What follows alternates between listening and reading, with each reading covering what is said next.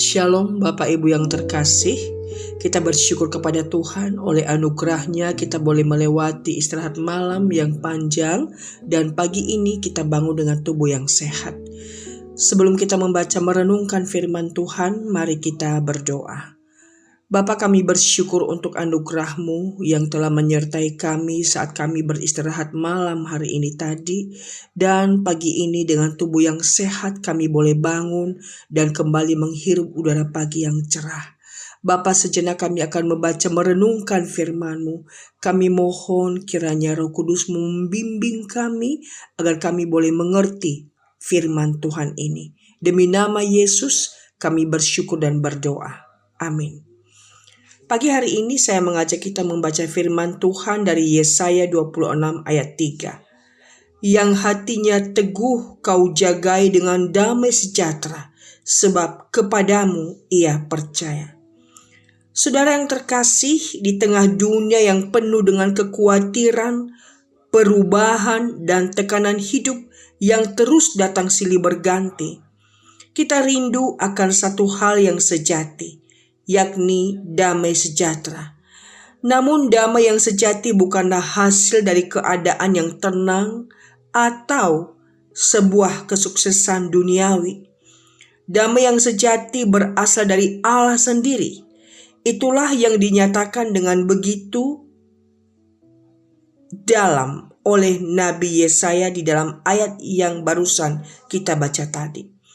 Yesaya 26 ini adalah bagian dari nyanyian pengharapan yang dinyanyikan oleh umat Tuhan di dalam konteks penderitaan dan penghakiman. Di tengah semua itu suara iman terdengar jelas.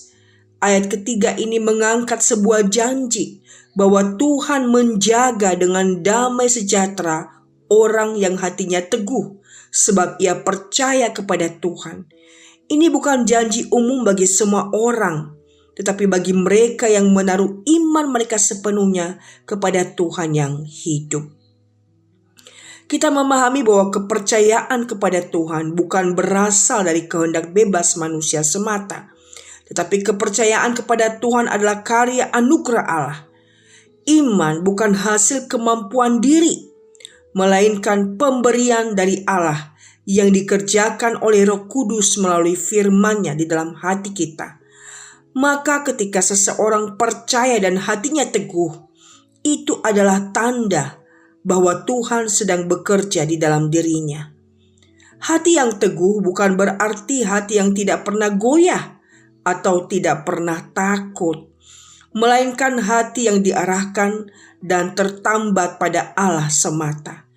Ini adalah hati yang tidak dikuasai oleh keadaan, tetapi oleh kebenaran tentang siapa Allah itu.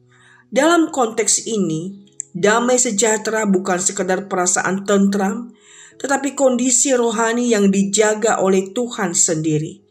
Ini adalah damai yang berasal dari rekonsiliasi dengan Allah, sebuah hasil dari pembenaran oleh iman, seperti yang Paulus jelaskan di dalam Roma pasal 5 ayat 1. Nah, saudara, kita tidak bisa menjaga hati kita sendiri tetap teguh di dalam dunia yang terus mengaburkan kebenaran dan mengguncang iman kita.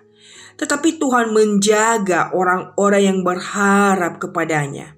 Tuhan memelihara mereka bukan hanya secara hal lahiriah, tetapi terutama secara batiniah.